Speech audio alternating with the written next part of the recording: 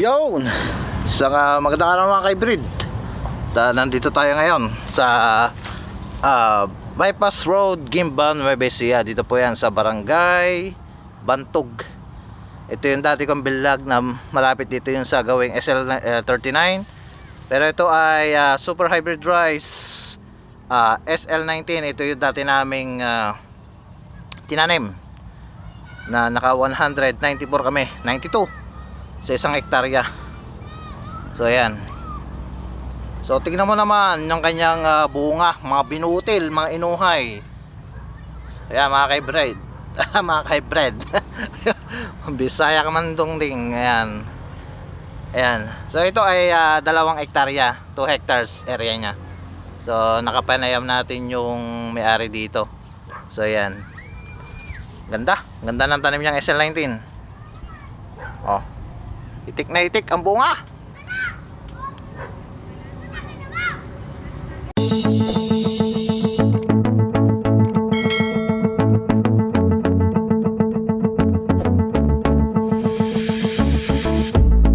Isang magandang araw na po mga ka-hybrid. Lakbay Farm Vlog. Nagbabalik muli sa aking YouTube channel. At kung bago ka lang sa aking YouTube channel, huwag mo kalimutan mag-subscribe. Pakihit na rin po ang notification bell para lagi po kayong updated sa mga bagong uploads at mga videos natin. So for today's video mga ka-hybrid, ayan, nakita nyo mga ka-hybrid, itong area na to ay tinaniman po isang Super Hybrid Rice SL19. Yan, galing po sa SL Agritech. Yan, kanyang lot area is 2 hectares. So alamin natin yun. So ngayon is ripening stage na siya. So alamin natin yung kanyang characteristic at performance na meron po rito sa SL19. Yan mga kaibigan. So ito yung dati naming tinanim na naka 192 kami. So ito ay 2 hectares. Di natin alam kung makakailan to. So antabayanan natin to mga ka-hybrid. Yan. Kung makakailan nga po ba itong 2 hectares nya na tanim niyang Super Hybrid Rice na SL19. Yan. So tignan natin kanyang ano. At napansin ko malinis naman yung kanyang area. Ganda. Sa kabila, tsaka doon pa sa kabila yung SL19 nya. So kung mabibisita kayo rito, dito yan sa Bypass Road, Barangay Bantog, Gimban, Nueva Ecija. Yan o. Yeah, close up. Yeah. Yan, makita natin bunga na yan. So tara, tingnan natin. Let's go. Yan, isang magandang hapon po mga ka-hybrid. Andito ako ngayon sa Barangay Bantog, Bypass Road, Gimban, Nueva Ecija. So para pakita sa inyo mga ka-hybrid, itong tanim nilang Super Hybrid Rice na SL19. Ayan, malis na yung may-ari. So ayan, tingnan natin yung kanyang tanim. So ayan o. Yan mga ka-hybrid, ripening stage na siya. So ilang araw na lang to ay aanihin na. So ano po bang sekreto kung bakit po ganyan yung kanyang naging inuhay, resulta? Ayan mga ka-hybrid oh. Yan. Ganda. Kapal.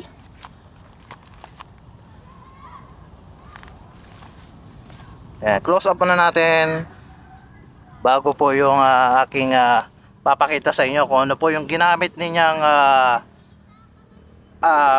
spray organic fertilizer, kung bakit nagiging ganyan yung kanyang butil o inuhay niya mga ka-hybrid oh. Oh. Ba?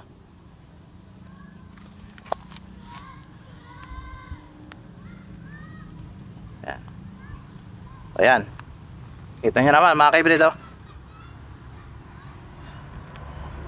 Grabe, kapal. Ano po ba ang naging sekreto niya rito? Kung bakit po ganyang kadami, kakapal ang kanyang mga inuhay nitong tanim niyang Super Hybrid Rice na SL19. So ay papakita natin. So charan! Ayan na! Ito ang sekreto niya mga ka-hybrid. Yan. Ito yung binigay niyang sekreto. Para po maging ganyan yung resulta niya. Ayan. Crop Giant 1530 MA. Ayan o. Ayan. Ripening stage. So yan. So natikman na namin yung bigas nito. Napakasarap. Lambot at hindi panisin. So ito ang kanyang ginamit.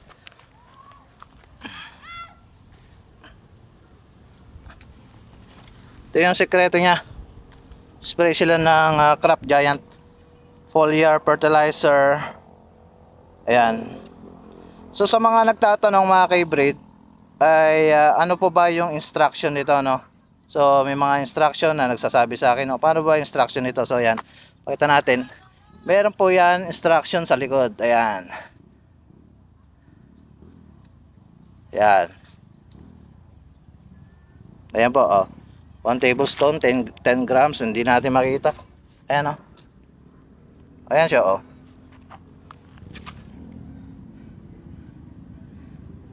One tablespoon, kada 10 grams.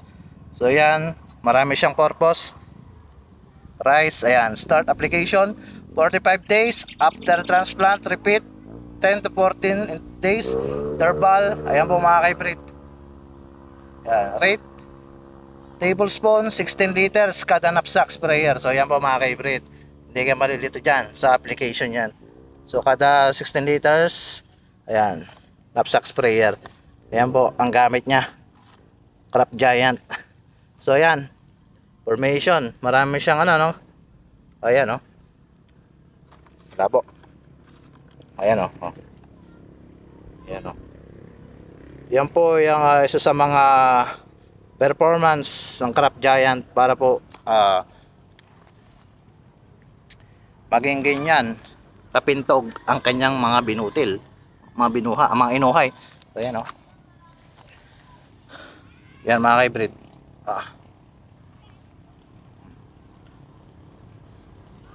Ganda.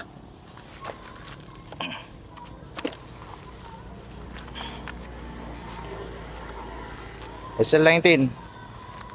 So ito po ay may recommend ko nitong darating na wet season. Pwede po kayo magtanim nito. The ripening stage na, malapit ng anihin. So ang maturity nito ay nasa 100. Yung sa amin nasa 102 eh. So sabihin natin 100 days hanggang 10 days kanyang maturity. Ayan. So maganda ang ano ngayon, mga hybrid rice nitong darating na dry season. Itong dry season natin, no? Ganda.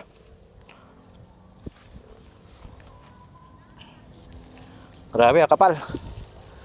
Oh. Kapal niya mga hybrid. SL19. So sa mga nakapag try na nito. So yan. Kamusta po ang aning nyo dyan? So ayan, no? So mapansin natin talagang madahol lang talaga ang SL19 sa loob ng bunga. Ayan, close up natin ulit. Ayan. Kapal. SL19, close up natin. SL19 dito.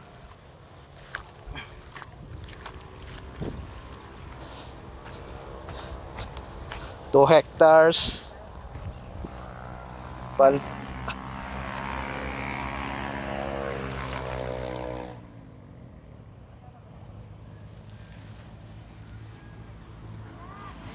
Ayan, oh. SL19.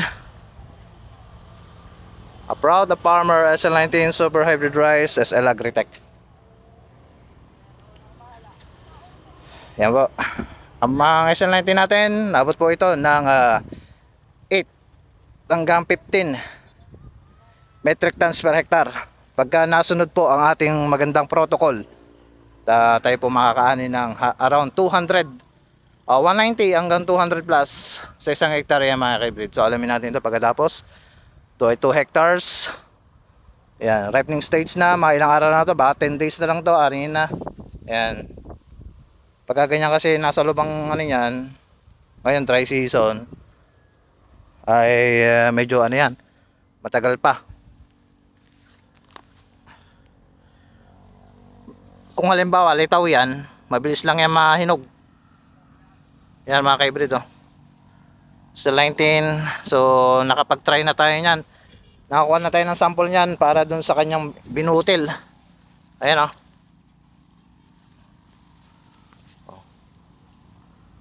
Kapal po, SL19 nila.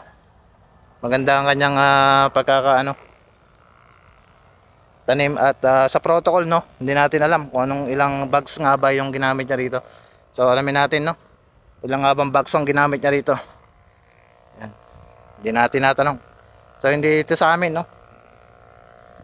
So yan po mga ka-hybrid, update ko po dito sa SL19 na tanim nila. Ayan o, kapal.